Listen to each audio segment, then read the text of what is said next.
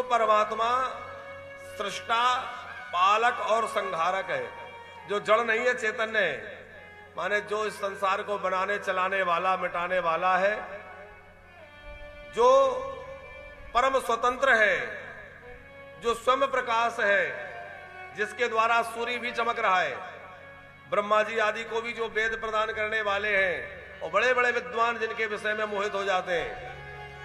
भगवान की लीला देख के ब्रह्मा जी मोहित हो गए कि ये परमात्मा है, ऐसा भगवान होता है।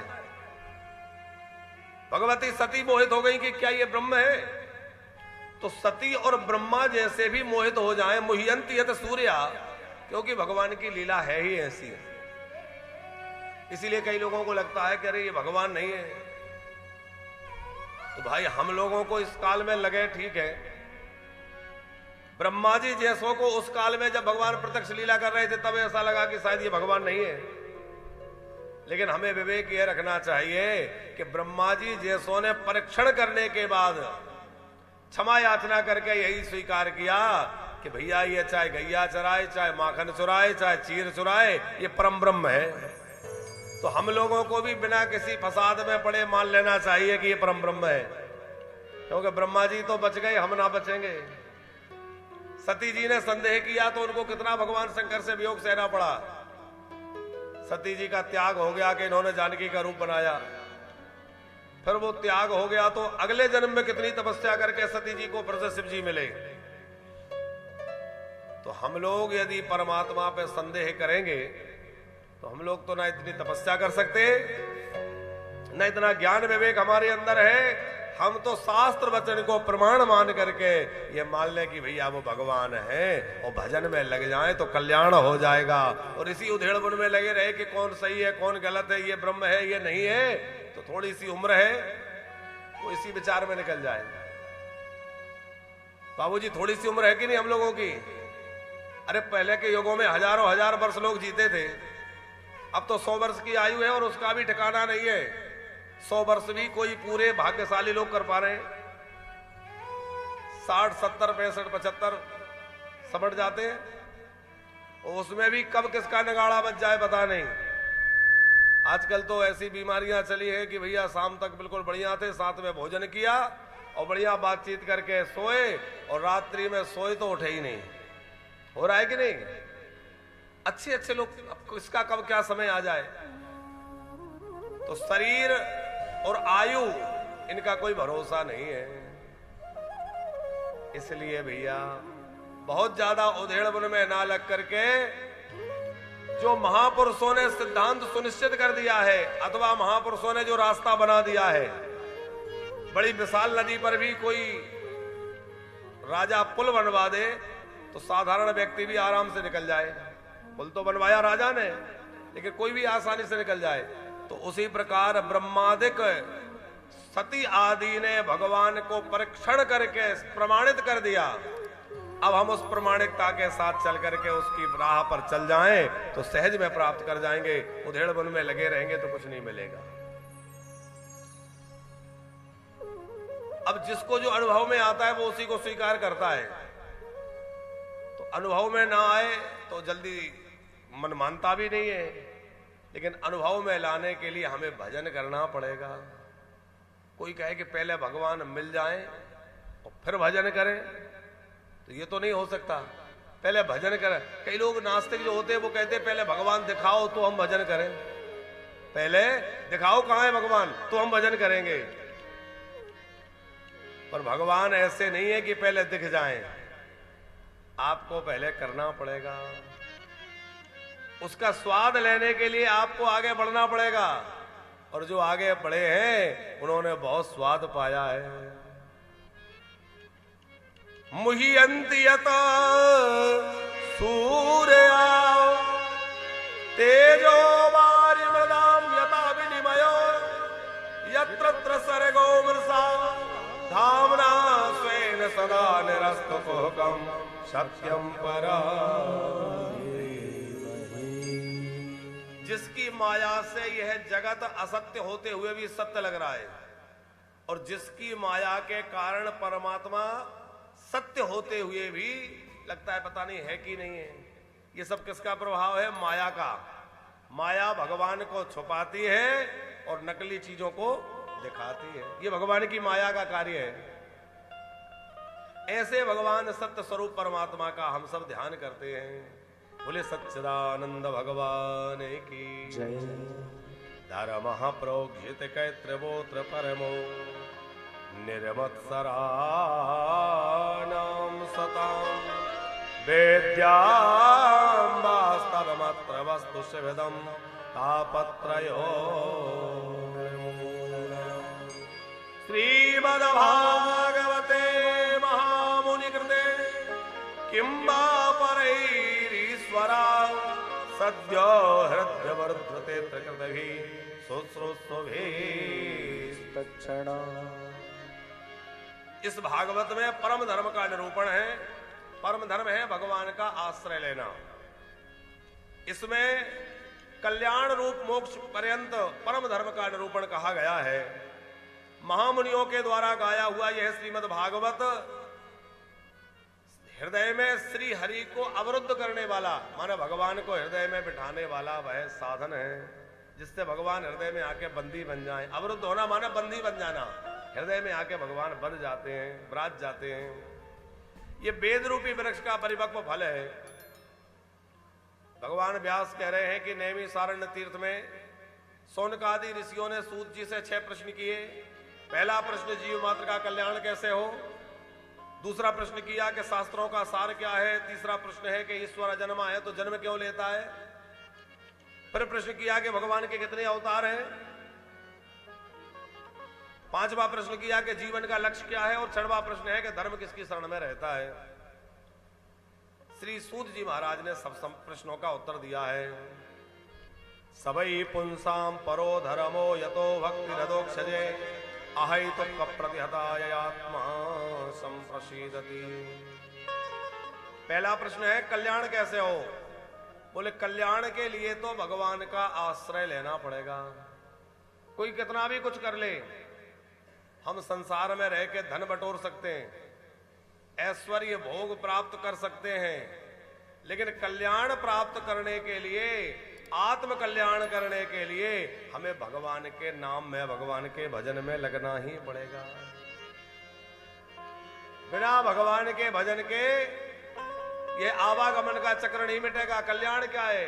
यही कल्याण है कि हम इस आवागमन के चक्र से मुक्त हो जाएं। यही कल्याण है कि संसार की भय बाधा से छूट करके और भव बाधा मिट जाए, हम भगवान के हो जाएं। राम भजन बिन सोना हो खगेसा। राम भजन बिन सोना हो खगेसा। राम भजन बिन सोना हो खगेसा। राम भजन बिन सोना हो खगेसा। श्री गरुड़ जी महाराज से कागभूषुंडी जी कह रहे हैं, हे खगेश, हे गरुड़ खगनायक, बिना राम भजन के करोड़ों करोड़ उपाय करने से भी क्लेश नहीं मिटेंगे। क्लेश कब मिटेंगे, जब भगवान के भजन में लगेंगे। राम भजन बिना सोना हो खगेसा। राम भजन बिना सोना हो खगेसा। बिना राम भजन के न मिट ही कलेसा, क्लेश नहीं मिटेंगे। इसलिए क्या करें, राम ही सोमरिए गाइए। राम सोमरिए गाए।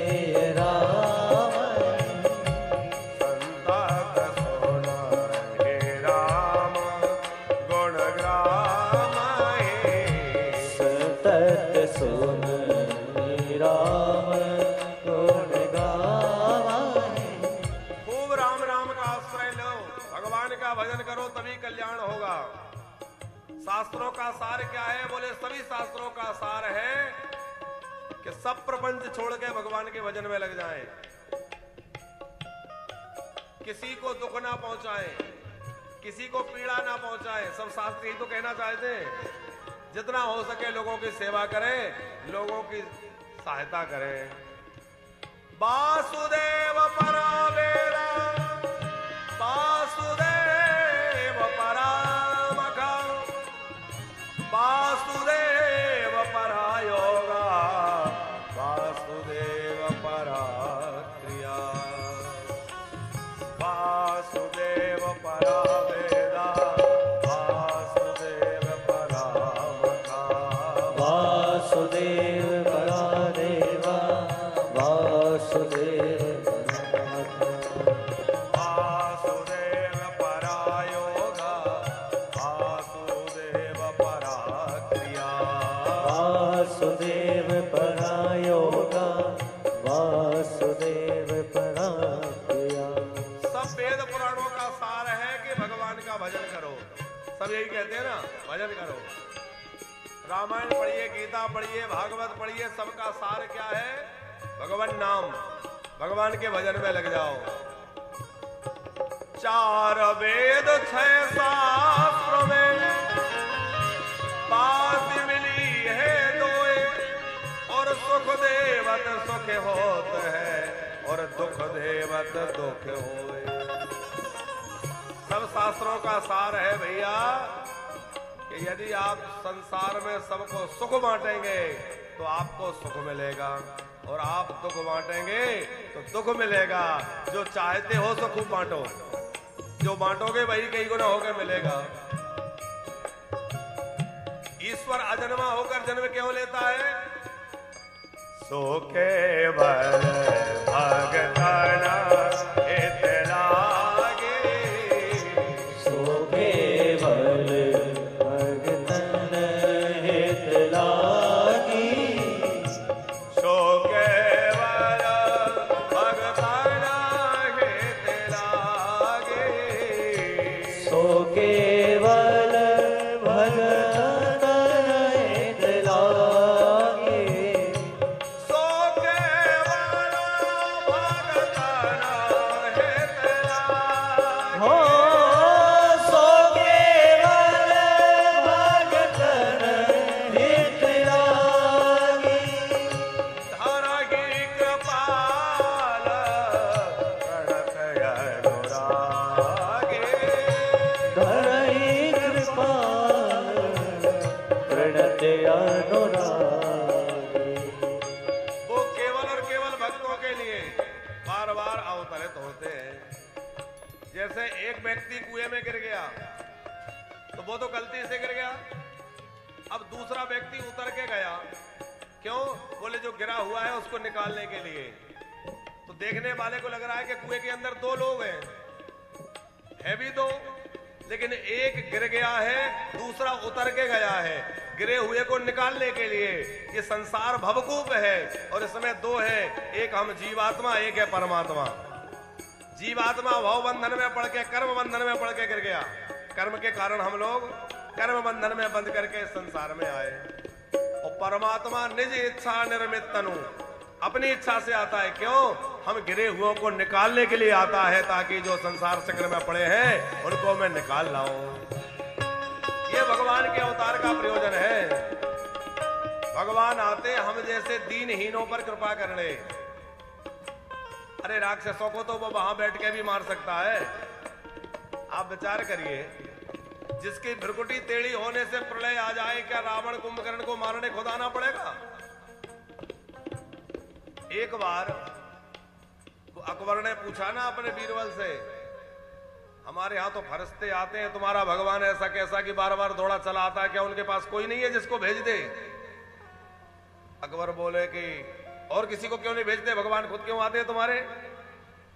बीरबल ने कहा कि अब ये बात मैं तुम्हें कैसे समझाऊं, तुम्हारी समझ में नहीं आएगी, पर हां समय आने पर बताऊंगा। ठीक है। गर्मी का समय आया, नौका विहार के लिए गए, तो अकबर का बेटा सलीम उसकी मोम का पुतला बीरबल ने बनवा के, कपड़े पहना के, और बिल्कुल दूर से लग रहा है कि मेरा बेटा बीरबल के साथ है। अकबर यही सोच रहा था कि मेरा बेटा बीरबल के पास है। वो असली नहीं था, वो तो वो मोम का पुतला बनवाया था उसने, अपने साथ नौका में रख लिया। अकबर को लगा कि मेरा बेटा बीरबल के साथ सुरक्षित है, और बीच नदी में पहुंचे और उस नौका को थोड़ा हिलाया मानो कोई नौका डूब रही हो, हिल रही हो, और हाथ से पुतले को नदी में छोड़ दिया। अब नदी में पुतला गिरा, सब लोग हड़बड़ाए, लेकिन सबसे ज्यादा कौन हड़बड़ाया? अकबर, क्यों उसका बेटा है। और अकबर ने जरा भी इधर उधर नहीं देखा, वो छलांग लगा के कूद गया नदी में। जाल वाल बिछा रखे थे, बीरबल की सब प्लानिंग पहले से थी, उसको निकाल लिया। निकालने के बाद वो पुतला भी निकाला। अकबर ने देखा, अरे ये तो मेरा बेटा नहीं, उसका पुतला है। बहुत नाराज हुआ, ये क्या नाटक है, ये क्यों किया ऐसा तमाशा। बीरबल बोला, सरकार नाराज मत होइए, मैं तो आपके प्रश्न का उत्तर दे रहा था। कैसा उत्तर दे रहे थे? तुम कह रहे थे कि बीरबल ने कहा कि आपने मुझसे पूछा था कि आपका ये भगवान खुद क्यों आता है, फरिश्ते नहीं भेजता, कोई किसी और को नहीं भेजता, खुद ही क्यों आ जाता है। तो आप ये बताओ, आपका बच्चा जब पानी में गिरा, मान लो असली आपका बेटा ही था, तो आप क्यों कूदे? हम लोगों से कह देते, इतने सैनिक थे, मंत्री थे, हम सब लोग थे, वजीर थे, हमसे कहते, हम लोग कूद जाते, हम निकाल लाते। अकबर बोला, मेरा बेटा डूबा जा रहा है, उसके ऊपर प्राण संकट बनाया है, और तुम कह रहे हो इससे कह दो, उससे कह दो, पता नहीं कोई गया नहीं गया, ठीक से निकाला नहीं निकाला समय पे, इसलिए मैं स्वयं कूद पड़ा। तो बीरबल ने हंसकर उत्तर दिया, बादशाह, जैसे आप अपने बेटे से प्रेम रखते हैं और उसे संकट में जानकर स्वयं कूद पड़े, उसी प्रकार हमारे ठाकुर जी हमसे प्रेम रखते हैं और भक्तों को संकट में देखकर स्वयं नीचे अवतार लेकर आ जाते हैं, स्वयं अपने भक्तों को बचाने के लिए आ जाते हैं, क्योंकि वो भक्तों से प्रेम करते हैं, इसलिए बार बार वो उन भक्तों को बचाने के लिए दौड़ पड़ते हैं। भगवान के कितने अवतार हैं? भगवान के मूलतः 24 अवतार हैं। शास्त्र सम्मत जो अवतार हैं वो 24 अवतार। पहला है भगवान का सनकादिक का अवतार, सनक, सनंदन, सनातन, सनत कुमार, इन 4 रूपों में आए। फिर भगवान का वराह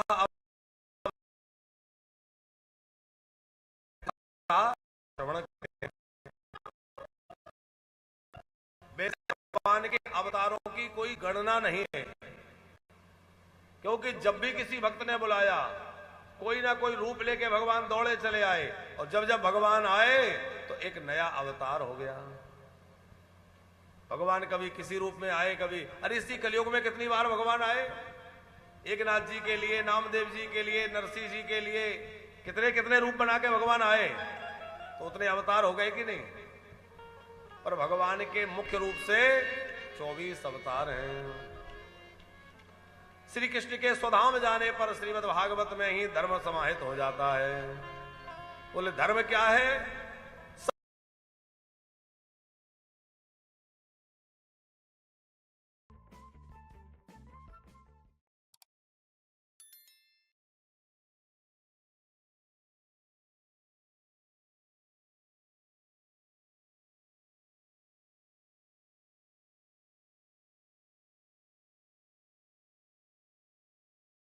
काम ना रहे थे, हम इसलिए पूजा ना करें कि हमारा ये काम हो जाए, बल्कि इसलिए पूजा करें कि कन्हैया हमारे हैं, उनकी सेवा करना हमारा कर्तव्य है।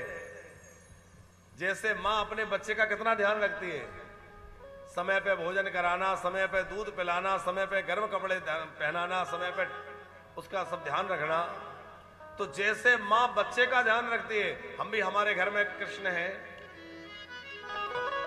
गोपाल जी हैं, उनकी सेवा बच्चे की तरह करें, भगवान की तरह नहीं। इस समय लाला को सवेरे जल्दी भूख लगती होगी तो जल्दी से भोग रख दें। ठाकुर जी को अब गर्मी बहुत हो रही है तो बार बार जल की झारी रखें। ठाकुर जी को पतला कपड़ा पहना है क्योंकि गर्मी हो रही है, तो पतला कपड़ा पहना है, ठाकुर जी को गर्मी ना लगे। ठाकुर जी को बढ़िया कोई हवा की व्यवस्था, ठंडक की व्यवस्था। हम लोग तो एसी में बैठे हैं, भगवान जी बैठे हैं अलमारी में गर्मी में, ऐसा नहीं। सेवा भाव से होती है। ऐसा भाव हो कि हमारे कन्हैया हमारे लाला है और लाला को कोई कष्ट नहीं होना चाहिए। धर्म की व्याख्या महर्षि कणाद करते हैं। अपने ग्रंथ में यतोऽभ्युदस्यम निःश्रेयः सिद्धि सा धर्मः, जिससे अभ्युदय हो और लौकिक समृद्धि हो, आत्म कल्याण की प्राप्ति हो, उसको धर्म कहते हैं। महर्षि कणाद। महाभारतकार भगवान वेदव्यास अपने महाभारत ग्रंथ में धर्म को परिभाषित करते हुए लगते हैं, धारणात् धर्ममित्युर्हुर् धर्मो धार्यते प्रजा यत्यस्यात् धारणम संयुक्तम सधर्मम इति निश्चया। धारण करने वाला होने से वह धर्म कहा गया है, प्रजा को धारण करता है और पुष्ट करता है, समृद्ध बनाता है, उसको धर्म कहते हैं। जो हमारे जीवन को व्यवस्थित करे, हमारे जीवन को समृद्ध करे और हमारे जीवन को आध्यात्मिक उन्नति देकर के कल्याण के मार्ग को प्रशस्त करते हुए कल्याण के रास्ते पे ले जाए, उसको धर्म कहते हैं। देखिए, मनुष्यों में और पशुओं में क्या भेद है कि आहार निद्रा भय में तुरंचा सामान्य में तत्पशु नराणाम धर्मो हिते सामधिको विशेषा धर्मेण हीना पशु समान। नीतिकार का श्लोक है। नीतिकार कहते हैं, सोना, खाना, बच्चे पैदा करना, भय मन में होना, ये तो पशु पक्षी जीव जंतु सब में दिखता है कि नहीं।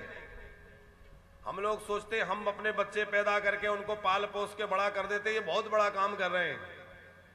पर आप तनिक विचार करिए, छोटी सी चिड़िया भी अपने बच्चे को पाल लेती है कि नहीं। वो बच्चों के लिए जाने कहां कहां से दाना उठा के लाते हैं और अभी अभी अंडे से निकले उन बच्चों के चोंच में डाल देते हैं। उनके आहार के रूप में जो भी वो ग्रहण करते हैं, वो जहां तहां से संग्रहित करते हैं और लाके अपने बच्चों को चुगा करके और उनको बड़ा कर लेते हैं कि नहीं। तो बच्चे पैदा करना और उनको पाल पोस के बड़ा करना, ये कला केवल हम लोगों में नहीं है, ये पशु पक्षियों में भी खूब अच्छी देखी गई है और हमसे बढ़िया देखी गई है। हम लोग तो आजकल 2 से ज्यादा होने तो डरने लगते हैं, भैया हम दो, हमारे दो, बस 2 ही मुश्किल से पल रहे हैं। वो पशु पक्षी वो तो बहुत बढ़िया ये सब काम कर लेते हैं, कितने पालन पोषण कर लेते हैं। अच्छा बाबूजी, एक बात हम कभी कभी सोचते हैं कि हम लोग अब जो है, पहले तो ये था कि एक एक पिता माता के जो है 5-5, 10-10 संतानें भी होती थी। तो कोई एक कुछ बन गया, कोई कुछ बन गया, कोई एक आध बाबा बन गया। कई बार सोचते हैं अब हम लोगों ने ये कर दिया कि भाई हम 2 हमारे 2, और अब तो और ज्यादा लोग आगे बढ़ गए, बोले हम 2 तो हमारा 1 ही, हम दोनों मिलके 1 तो हमारा भी 1। अच्छी बात है। प्रजा वो जो बढ़ रहा है जनसंख्या, तो जनसंख्या नियंत्रण तो होना ही चाहिए। लेकिन हम जो प्रश्न करने जा रहे हैं वो थोड़ा अलग है। हम ये नहीं कहते कि जनसंख्या बढ़ाओ। साधु संत कहां से आएंगे? आकाश से तो नहीं बरसेंगे, समाज में से ही निकलेंगे। अब पहले जब ज्यादा बच्चे होते तो एक आध महात्मा बन जाए, अब 1-2 ही हो रहे हैं। वो ही लोग चाहते, माता कहती है डॉक्टर बनाऊंगी, पिताजी कहते हैं इंजीनियर बनाएंगे, बच्चा कह रहा है मैं साइंटिस्ट बनूंगा, कोई कह रहा है पायलट बनूंगा। तो ये बताओ बाबा कौन बनेगा? साधु संतों की परंपरा कैसे चलेगी? लेकिन भगवान सबकी रक्षा करने वाले हैं, भगवान सब व्यवस्था करते हैं। बस हमें अपने धर्म की रक्षा के लिए जो जहां है, जिस कार्य में लगा है, वहीं रह करके अपने धर्म रक्षा के लिए मन में प्रयत्नशील रहना चाहिए, विचार करते रहना चाहिए हमारे धर्म की रक्षा कैसे हो, हमारे धर्म की रक्षा होती रहे। बस धर्म क्या श्रेष्ठ है? बोले जिससे भगवत प्रेम हो, और प्रेम भी ऐसा हो कि कुछ मांगने के लिए नहीं, बल्कि निष्काम प्रेम हो। अच्छा, संसार में व्यवहार में भी हम लोग जो देखते हैं कि जब तक कुछ मांगते नहीं है तब तक ही प्रेम अच्छा रहता है। एक बार कुछ मांग लो तो प्रेम गड़बड़ा जाता है। 2 मित्र हैं, खूब प्रेम है, और एक कह दे कि भाई क्या बताएं, थोड़ी समस्या आ गई, बिजनेस में घाटा चल रहा है तो 5 लाख रुपए चाहिए थे। सोई खटास शुरू, और वो फोन उठाना कम कर देंगे अरे आज मैं थोड़ा वहां चला गया था, मोबाइल साइलेंट रखा था, ये हो गया था, वो हो गया था, होता है कि नहीं? अच्छा कदाचित उसने दे दिए तो वापस लेने में फिर बुराई बननी है। तो जहां मांग होती है वहां प्रेम नहीं रह पाता, कुछ ना कुछ गड़बड़ होती ही है। इसलिए भैया जैसे लौकिक व्यवहार में मांग रखने पर प्रेम घट जाता है, उसी प्रकार भक्ति के मार्ग में भी मांग करने से भगवत प्रेम घट जाता है, भक्ति व्यवचरित हो जाती है। इसलिए भगवान से कुछ मांगो मत, भगवान से तो ये कहो कि आप हमारे हो जाइए, हमें और कुछ नहीं चाहिए। धर्मानुष्ठितः पुंसाम् विश्वक्सेन कथा सुया नोत्पाद्यरति श्रम एवैहि केवलम् धर्माः सुनिष्ठितः पुंसाम् विश्वक्सेन कथा सुयः नोत्पादयेद्यरति श्रम एवैहि केवलम्। धर्मों का अनुष्ठान करना और भगवान की कथा सुनना, कीर्तन करना, तीर्थ यात्रा करना, इन सब का फल क्या है? इन सब का वास्तविक जो फल है वो है भगवत प्रेम। यदि भगवान से प्रेम नहीं हुआ, भगवत भक्ति प्राप्त नहीं हुई तो श्रम एवं ही केवलम, केवल परिश्रम रहा, पर उसका कोई विशेष लाभ हमें नहीं मिल पाया। श्री सूत जी महाराज कहते हैं, ऋषियों में तुम्हें श्रीमद् भागवत की कथा सुनाता हूं। सौनक जी ने पूछा कि व्यास जी ने भागवत की रचना कब की, क्यों की, किस प्रयोजन से की, आप वह सब वृत्तांत सुनाइए। तब भागवत जी की रचना व्यास जी ने कब और किस प्रकार की, वो कथा श्री सूत जी महाराज सुनाने लगे। द्वापरे संप्राप्ते तृतीय युग परये जातः पराशराद्योगी वासव्याम कलया हरे। द्वापर युग की समाप्ति के काल में सत्यवती जी के गर्भ से भगवान का ही अवतार हुआ। भगवान के 4 तरह के अवतार हैं, बहुत ध्यान से समझिएगा। एक है अंशावतार, कलावतार, आवेश अवतार और पूर्ण अवतार। कुछ अवतार भगवान के ऐसे हैं कि वो भगवान नहीं है पर उनको भगवान का आवेश आता है, तो उसको आवेश अवतार। जैसे देवऋषि नारद जी की गणना भगवान के 24 अवतारों में है। और आगे हम अभी सुनेंगे कि नारद जी पिछले जन्म में दासी पुत्र थे, उससे पिछले जन्म में एक गंधर्व थे, गंधर्व के रूप में इनको ब्रह्मा जी का श्राप लगा तो दासी पुत्र बने, महासंतों का संग मिला, भगवान की कथा मिली तो ब्रह्मपुत्र बन के नारद जी बने। फिर इनको भगवान के अवतारों में गणना क्यों? बोले ये भगवान तो नहीं है पर इनके अंदर भगवान का आवेश आता है, तो आवेश आने से ये भगवान के अवतारों में ही गिने जाते हैं नारद जी महाराज। इसको बोलते आवेश अवतार। कुछ है भगवान के अंशावतार, जैसे श्री बलराम जी महाराज है तो शेष जी के अवतार, पर इनको भी भगवान का अंश माना तो अंशावतार। परशुराम आदि भगवान के अवतार हैं।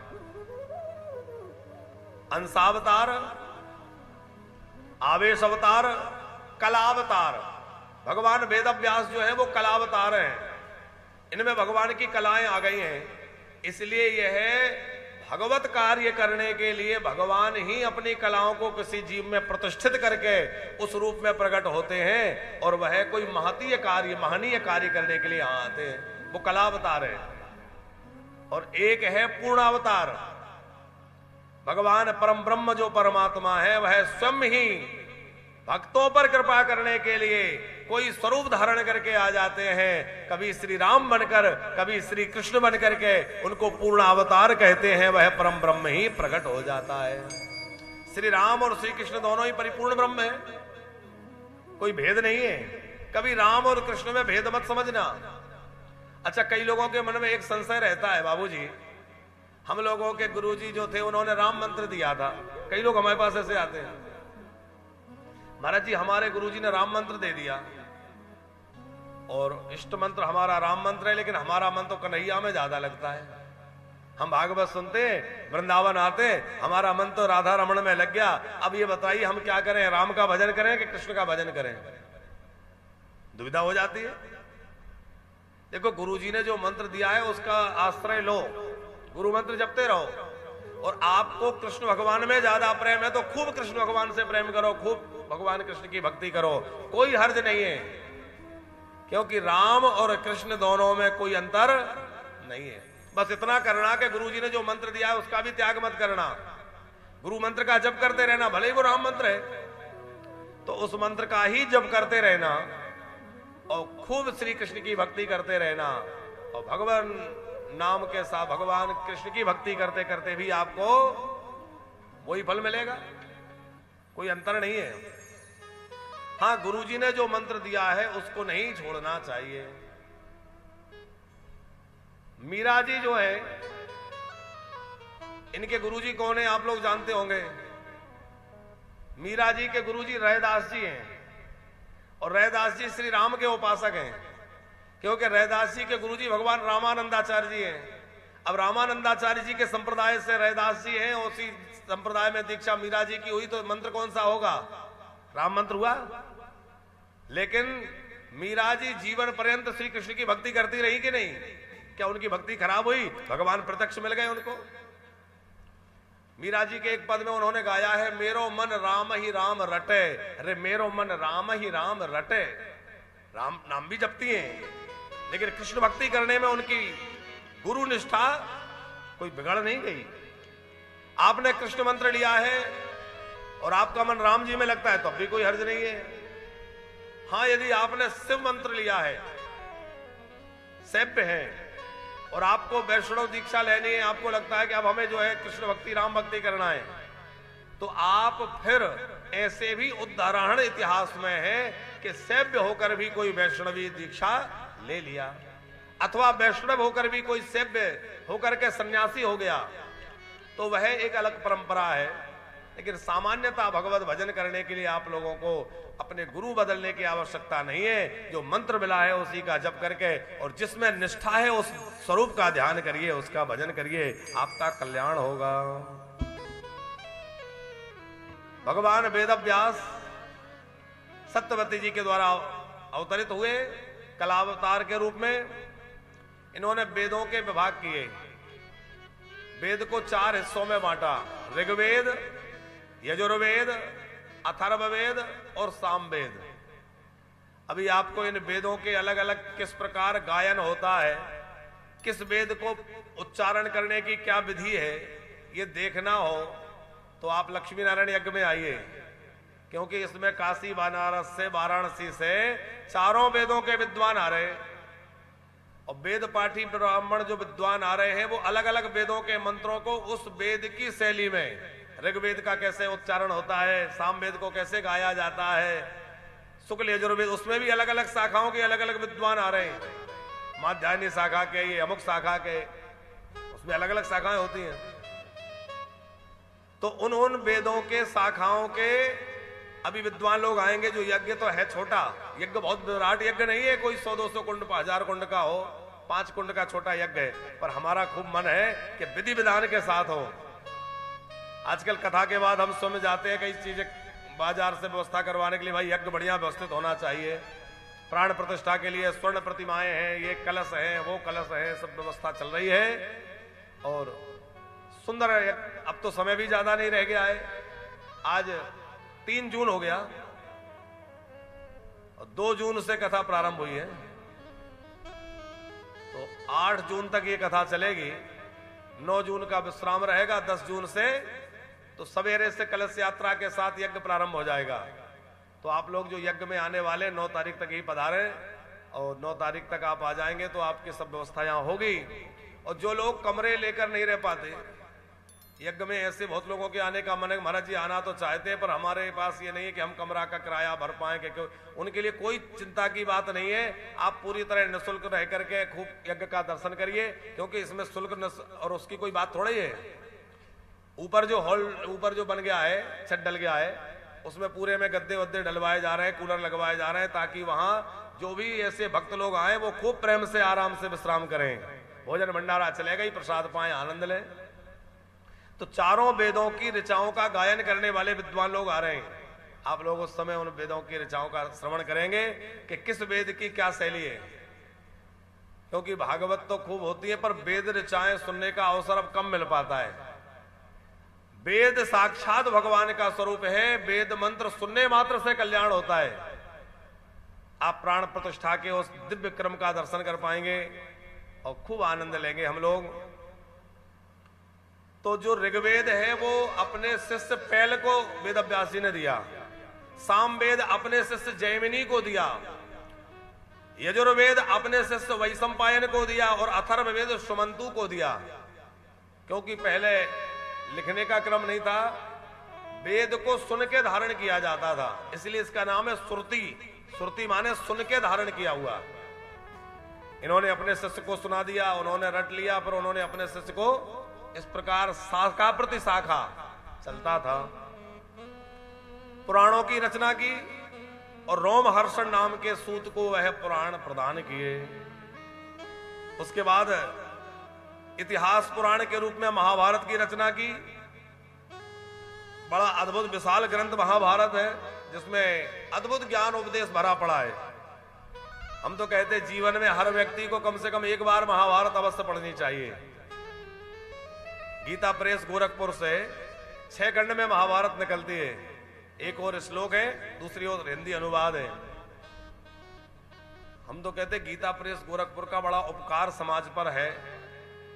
आस्तिक समाज के लिए कितना काम किया है। जो हमारे ग्रंथ लुप्त हो रहे थे, पुराण उपनिषद स्मृतियां लुप्त हो रहे थे, उन्हें जहां तहां से संग्रहित करके बड़े सुंदर पेपर पर बड़े साफ सुस्पष्ट अक्षरों में शुद्धता और प्रमाणिकता के साथ में प्रकाशित करने का काम गीता प्रेस गोरखपुर ने किया। एक बार जोरदार तालियां उसके लिए बजाइए, जिन्होंने हमारे साहित्य को संजो के रखा है। और भाई श्री हनुमान प्रसाद पोद्दार जी और सेठ जी श्री जय दयाल गोयंका जी, इन लोगों ने महनीय कार्य किया, हमारे साहित्य को बचाने के लिए अद्भुत कार्य किया। हम लोग अभी ऋषिकेश गए थे, तो वहां गीता वाटिका और वहां गए तो वहां लोगों ने बताया कि महाराज जी प्रेस में इतना ज्यादा आदर रखा जाता है, क्योंकि वहां ग्रंथ छपते हैं, तो जूता चप्पल पहनकर कोई प्रेस में नहीं जाता। कोई पेपर कदाचित कोई मिसप्रिंट हो जाए और निकालना पड़े, या कोई गलत छापा हो जाए, नीचे पटक दिया, तो नीचे नहीं गिरने देते, उनको उठा करके बड़ी व्यवस्थित तरीके से, ऐसा नहीं कि ये रद्दी में हो गया, क्योंकि उस पर वेद मंत्र लिखे हैं, पुराण लिखे हैं, श्लोक लिखे हैं, बड़ी पवित्रता के साथ वह कार्य होता है और लोग भगवान नाम जप करते हुए कार्य करते हैं। तो अद्भुत कार्य हुआ है। तो उन्होंने इतना कार्य किया है, हम लोग भी तो कुछ करें। क्या करें? उन्होंने बड़े सस्ते ग्रंथ उपलब्ध करा रखे हैं। कभी आपके हाथ में पुरानी गीता जी की पुस्तक आए, आप देखिए उस पर लिखा होगा 1 रुपए 50 पैसे, 50 पैसे में गीता जी दे रहे हैं, 1 रुपए। आज भी जो है बहुत कीमत ज्यादा नहीं है, इतने सस्ते में हमें ग्रंथ मिल रहे हैं, हमें लेकर के कम से कम उनका स्वाध्याय करना चाहिए। एक बार महाभारत का अध्ययन करिए, कभी आप जो है कोई पुराण लेकर के पुराण पढ़िए, कभी उपनिषद पढ़िए, कभी कोई गीता जी के ऊपर जो श्री स्वामी राम सुखदास जी आदि महापुरुषों की टीकाएं हैं वो पढ़िए। कितना अद्भुत ग्रंथ हमारे यहां है। व्यास जी ने तो बहुत कुछ लिखा और व्यास जी की कृतियां खूब जो है समाज में प्रचारित भी हुई, लेकिन व्यास जी के मन में कुछ खिन्नता थी, अपूर्णता थी। चिंतित होकर अपने आश्रम में बैठे थे, उसी समय देव ऋषि नारद पधारे। नारद जी का वीणा झंकार मारते हुए नारायण नारायण नाम गाते हुए वीणा जी पर गाए, और देव ऋषि नारद को आया हुआ देखा, व्यास जी प्रसन्न हो गए। जब कोई संत घर में आए तो खूब प्रसन्न हो, क्या कहे? मेरे घर आया राजा।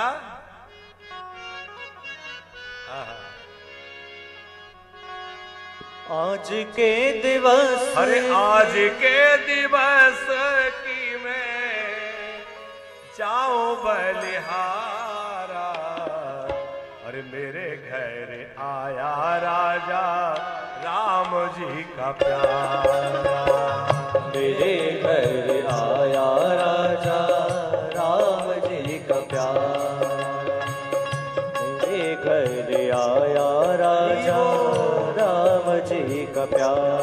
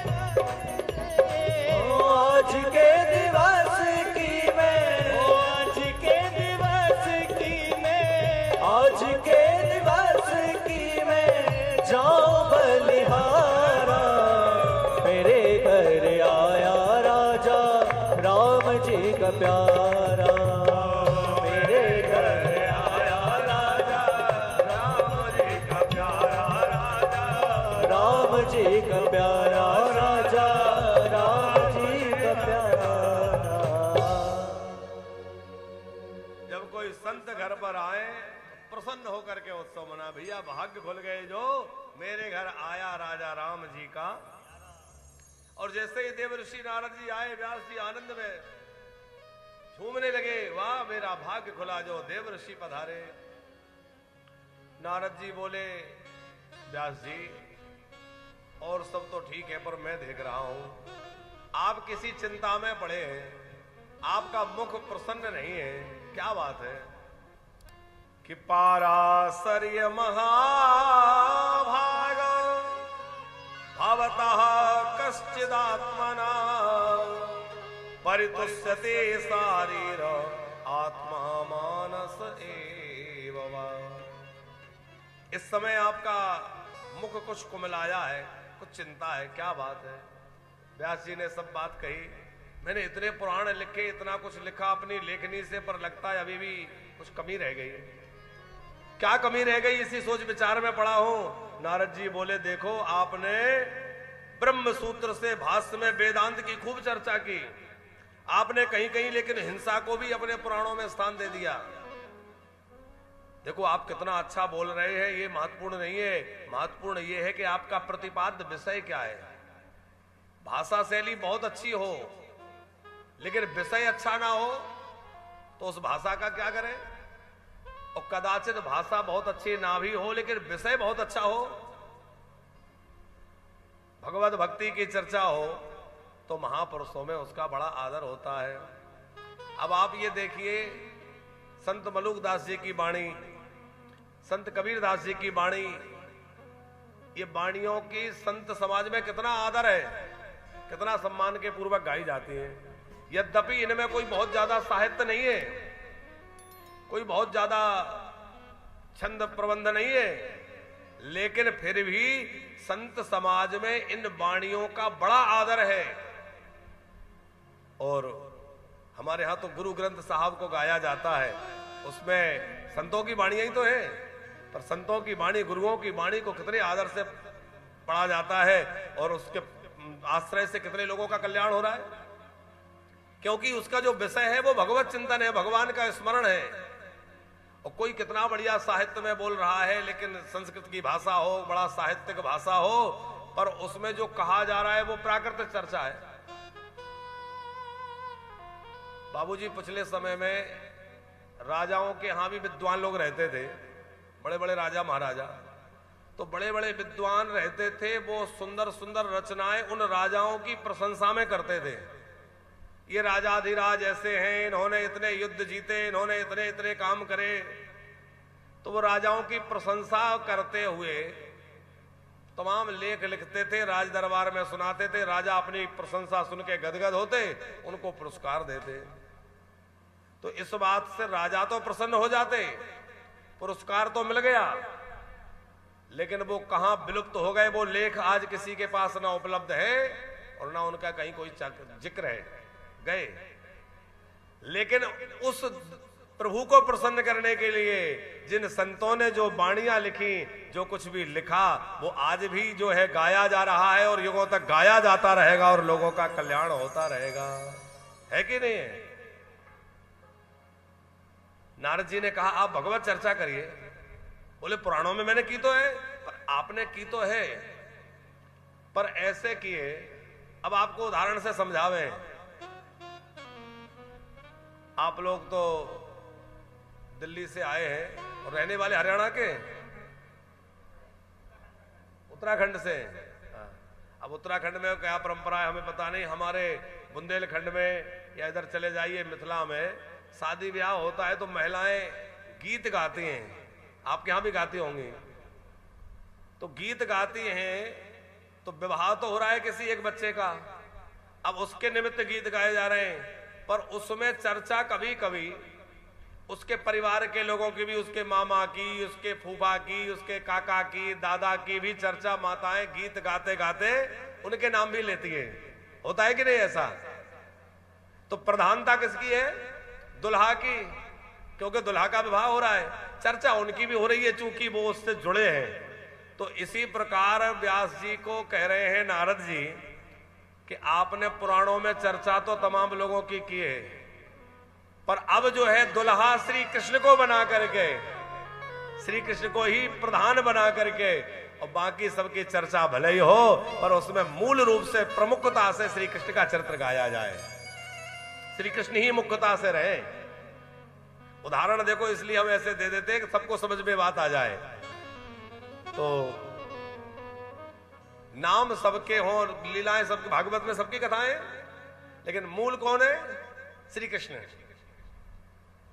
नारद जी ने अपने पिछले जन्म की बात सुनाई। देखो, मैं तो एक दासी का पुत्र था, मेरे पिताजी के वन में जाने के बाद मेरी मां बिल्कुल अकेली पड़ गई, मैं तो बहुत छोटा था। भला हो उन ब्राह्मण का जिन्होंने मेरी मां को अपने घर के सेवा का चाकरी में लगा लिया, पर मेरा सद्भाग्य यह था कि वहां कुछ साधु संतों का आगमन हुआ। साधु संत 4 महीने के लिए ब्राह्मण के आग्रह से रुक गए, और 4 महीने तक उन संतों के द्वारा जो कथा सत्संग होता था उसको मैं बैठ के सुनता था। नारद जी कह रहे हैं, मैं छोटा बच्चा था, लेकिन वो कथा मुझे इतनी प्यारी लगने लगी कि मेरे मन की चंचलता चली गई। अब मुझे ना खेलकूद अच्छा लगता, ना बातचीत अच्छी लगती, ना कहीं जाना अच्छा लगता, बस महात्माओं की सेवा और उनके द्वारा कथा। और कभी कभी जब वो कीर्तन करते प्रेम में झूम करके, तो मैं नाचने लग जाता। वो कथा कहते मैं बिल्कुल टकटकी लगाए उनको देखता रहता, कथा सुनता रहता, उनके कपड़े धो देता, उनके लिए हवन समिधा पत्र पुष्प ला देता, और जब वो भोजन कर लेते तो उनके पत्तलों में बचा हुआ जो शीत प्रसादी रहती उनकी वो थोड़ा उठा के पा लेता। मेरी बुद्धि एकदम निर्मल हो गई, मेरी बुद्धि के विकार निकल गए, क्योंकि जैसे व्यक्ति का झूठा खाओगे वैसे ही अंदर आपका स्वभाव बनने लग जाएगा। हमारे यहां इसलिए कहा जाता है किसी का झूठा मत खाओ, कहते हैं कि नहीं? अब आजकल तो झूठा खाने की परंपरा चल गई है, और बाबूजी जो ज्यादा झूठा मीठा खाएं उनको लोग उतना ही मॉडर्न समझते हैं, बोले ये मॉडर्न है। और ज्यादा ये सब बात करो कि नहीं नहीं भैया ये छुआ हुआ है, ये झूठा, बोला अरे ये तो पुराने समय की बात है, ये पुराने विचारों के व्यक्ति हैं। अच्छा, झूठा खाने से प्रेम बढ़ता है कि नहीं बढ़ता? ये बात सच्ची बताना। लोग कहते हैं ना झूठा खाने से प्रेम बढ़ता है, क्या आपको लगता है झूठा खाने से प्रेम बढ़ता है? नहीं लगता। चलो इतने लोगों को तो नहीं लगता, नहीं तो आजकल लोग ये कहने लगे कि झूठा खाने से प्रेम बढ़ता है। एक संत कह रहे थे, हंसा रहे थे, बोले झूठा खाने से प्रेम बढ़ता होता तो सबसे ज्यादा कुत्तों में नजर आता, वो सबसे ज्यादा लड़ते हैं, वो तो खूब झूठा खाते हैं, और उनमें कहा प्रेम बढ़ा? झूठा खाने से प्रेम नहीं बढ़ता, झूठा खाने से बीमारी बढ़ती है, और जिसके अंदर जो बीमारी होगी। अच्छा, कोरोना में ये बात कुछ हद तक समझ में आई, संक्रमित व्यक्ति के द्वारा छुआ हुआ भोजन हम करेंगे तो हमारे अंदर भी संक्रमण आने का खतरा है कि नहीं? तो शरीर के रोग वह जीवाणु जो दिखाई भी नहीं दे रहा है वो भोजन में मिलके हमारे अंदर जा सकता है। तो भैया अंदर की जो वासना है, अंदर वाला जो गड़बड़ी है, वो भी भोजन में अन्न में मिलके हमारे पास आ सकता है कि नहीं? बाबूजी एक जगह हम कहीं गए थे, तो वो हमने देखा कि छोटा पोता था घर में 10-11 साल का, वो अपने दादाजी के साथ उन्हीं की थाली में भोजन करने बैठ गया। उसकी माँ ने एक और बुलाया, अकेले में डांट लगाई, क्यों मैंने मना किया था ना उनके साथ मत खाना। हमें बुरा लगा, दादाजी के साथ खा रहा था, ये मना क्यों करती है? हमें आप ऐसा क्यों? वो बोली बात ये है महाराज जी कि बाबूजी को कुछ दिन से एक बीमारी हो गई है, कोई डॉक्टरों ने कहा है कि ये संक्रमित बीमारी है, दूसरों में भी इसका संक्रमण हो सकता है। तो बाबूजी बीमार रहते हैं, दमे की भी बीमारी है, हमें डर रहता है कि कहीं ऐसा ना हो कि बच्चे के अंदर कोई बीमारी आ जाए, और स्वाभाविक आ सकती है। तो भैया जब ये शरीर के रोग जो है झूठा खाने से एक से दूसरे व्यक्ति में पहुंच जाते हैं, तो जो अंदर के रोग है क्या वो झूठा खाने से दूसरे में नहीं पहुंच जाएंगे? इसलिए झूठा खाने के लिए हमारे यहां मना किया है। आजकल तो वो जन्मदिन हो कुछ हो तो केक, और वो जबरदस्ती इसके मुंह में लगाओ फिर उसके में लगाओ, सबका झूठा जब तक ना हो जाए, जब तक बंद मत हो। यही होता है कि नहीं? सब एक दूसरे का झूठा। और भोजन की पद्धति तो बड़ी जोरदार चली है। व्यक्ति उसी हाथ से खा रहा है, उसी से उठाने गया, पूड़ी थोड़ी कड़क लगी, उसने वहीं छोड़ दी, दूसरी उठा ली। पहले इतना विचार लोग रखते थे। आज भी साधु संतों में आप देखिए कि भोजन परोसने वाले ने कदाचित परोसने के पात्र को भूमि पे रख दिया, पत्तल जहां चल रही है, भोजन चल रहा है, हाथ में बाल्टी है और खीर ज्यादा भरी है, उठाई नहीं जा रही, और कदाचित परोसते परोसते उसने नीचे रख दी। वो सब हटवा देंगे, बोले ये झूठी हो गई, हटाओ इसको। नीचे रख दिया माने झूठी हो गई।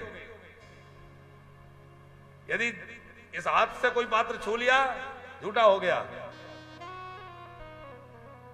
पानी पीने के लिए यदि किसी ने उल्टे हाथ से पानी भी पी लिया तो बोले तुम्हारा उल्टा हाथ भी झूठा हो गया, तुमने उल्टे हाथ से पानी पी लिया गिलास लेके। तो पानी भी लोग जो है साधु संतों में आप देखिए वो दाहिने हाथ से ही जल पीते, दाहिने हाथ से पीना चाहिए। लेकिन आजकल तो झूठे मीठे का कोई आचार विचार नहीं रहा। अच्छा, लोग कहते हैं महाराज जी हमारे घर भोजन नहीं करते। कई लोगों का रहता हमारे आम संत को बुलाते, वो हमारे यहाँ भोजन नहीं करते, महाराज जी आते हमारे यहाँ भोजन नहीं करते। अरे भोजन तो करें, पर तब करें जब तुम्हारे घर में विचार विवेक हो, पवित्रता हो, शुद्धता हो, तो करें। आजकल तो वो माताओं की अशुद्धि का भी ध्यान घरों में नहीं रखा जाता। अशुद्ध अवस्था में भी माताएं रसोई घर में घुस रही हैं, सामान को छू रही हैं, उठा रही हैं, सब हो रहा है। फिर आप चाहें कि हमारे घर में भगवान का भोग लगे, साधु संत आकर के हमारे घर में जी में महापुरुषों का भोजन हो, तो कैसे होगा? कराने से आपका भी धर्म खराब हो, धर्म बिगड़ेगा, और जो आएंगे उनका भी धर्म नष्ट होगा। इसलिए घर की रसोई को बहुत पवित्र रखिए, झूठे मीठे का बड़ा विचार रखिए। आपको बताएं घर में 2 मंदिर होना चाहिए। एक तो आपका जो पूजा का मंदिर है वो तो मंदिर है ही, पर आपका रसोई घर जो है वो भी एक मंदिर है, क्योंकि वहां जो है भगवान का भोग प्रसाद बनता है, वो भी एकदम स्वच्छ और पवित्र होना चाहिए। रसोई घर की पवित्रता बहुत आवश्यक है। और बाबूजी हम कहते हैं किसी का घर कैसा है, उसका घर का आचरण कैसा है, ये समझना हो तो उसके पूजा घर को मत देखो, उसकी रसोई घर को जाके देखो। पूजा घर तो हर कोई सजा धजा के रख लेगा, लाइट लगा लेगा, तमाम सजा लेगा, लेकिन रसोई घर जाके देखने से पता चलेगा घर की हालत क्या है, क्या स्थिति में पड़ा है। कई लोगों के घर में जाओ तो रसोई घर में तमाम झूठे बर्तन, ये वो सकरा कचरा दुनिया भर का पड़ा है। नहीं, ये परंपरा भी बड़ी गलत चल गई कि दुनिया भर के घर भर के झूठे बर्तन ले जाके रसोई घर में पटकते हैं और वहीं धुलते हैं। झूठे बर्तन रसोई घर में नहीं जाना चाहिए। आजकल परंपरा हो गई ना, ये सिंक में ले जाके वहीं पटकेंगे। झूठा बर्तन जो है उसको धुलने की व्यवस्था अन्यत्र होना चाहिए, रसोई में वो नहीं धुलना चाहिए। पर अब ये सब बातें हम ज्यादा इसलिए नहीं कहते, लोग कहेंगे महाराज जी जाने किस जमाने की बातें करते हैं। नया जमाना है भैया, नए लोग हैं, तो नए लोग हैं तो झूठा खाओ और आनंद लो, है? देखो चाहे जितने नए हो जाएं, पर लौट के आना तो वहीं पड़ेगा जहां से चले हैं, है? इसलिए अपनी जड़ों से जुड़े रहें, क्योंकि जो वृक्ष जड़ों से कट जाते हैं वो सूख जाते हैं, और जो जड़ों पे जुड़े रहते हैं वो पत्थरों पर भी हल जाते रहते हैं। अपनी संस्कृति अपने धर्म की जड़ों से जुड़े रहें तो हमारा जीवन समृद्ध बना रहेगा। खूब आप तरक्की करिए, खूब आपका विकास हो। जैसे एक वृक्ष खूब बड़ा होकर के उसमें खूब फल लगे, फूल लगे, खूब विकसित हो, लेकिन वो जड़ से जुड़ा रहे, ऐसी तरह हम लोग देश में रहें, विदेश में रहें, चाहे किसी भी परिस्थिति में रहें, पर अपनी जड़ों से जुड़े रहें तो साहब हम मजबूत बने रहेंगे और हर समय खुशहाल बने रहेंगे, है? नारद जी कहते हैं मैंने संतों का झूठा प्रसाद पाया। संतों का क्यों पाना चाहिए? क्योंकि जैसे विषयी विकारी पुरुषों का झूठा खाने से हमारे अंदर उनकी दुर्भावना आ जाएगी, ऐसे ही संतों का प्रसाद पाने से हमारे अंदर संतत्व आ जाएगा। जो भगवान के प्रिय हैं, भगवान के प्यारे जनों का झूठा खाने से हमारे अंदर भी भगवत प्रेम प्रकट हो जाएगा। इसलिए संतों की प्रसादी ली जाती है। नारद जी ने पूर्व जन्म की पूरी कथा सुनाई। मेरे वो गुरुदेव जाने लगे, मैंने पैर पकड़ लिए। उन्होंने मुझे मंत्र दिया। कौन सा मंत्र दिया? बोले उन्होंने मुझे मंत्र दिया वासुदेव गायत्री मंत्र।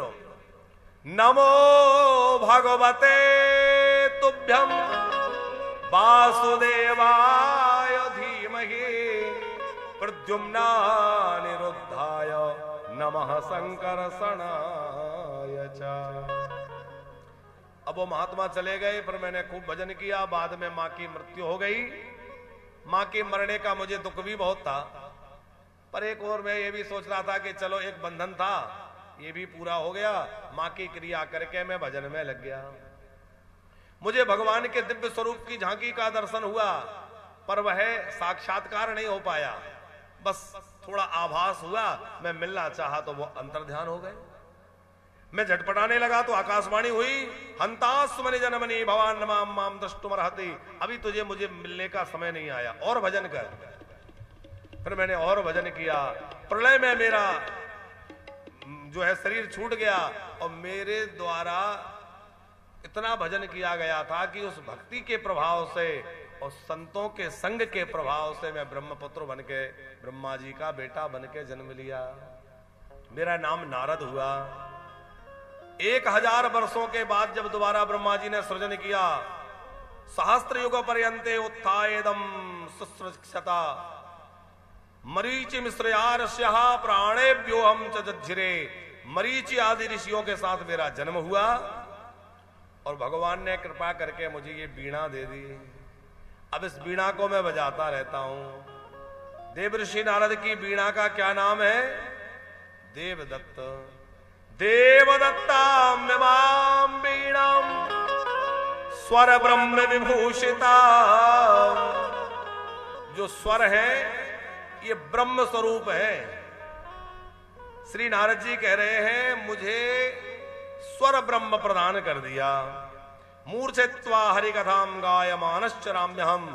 तब से मैं इन पावन स्वरों के साथ में भगवान नाम का संकीर्तन करता रहता हूं। नारायण नारायण श्रीमन्नारायण नारायण नारायण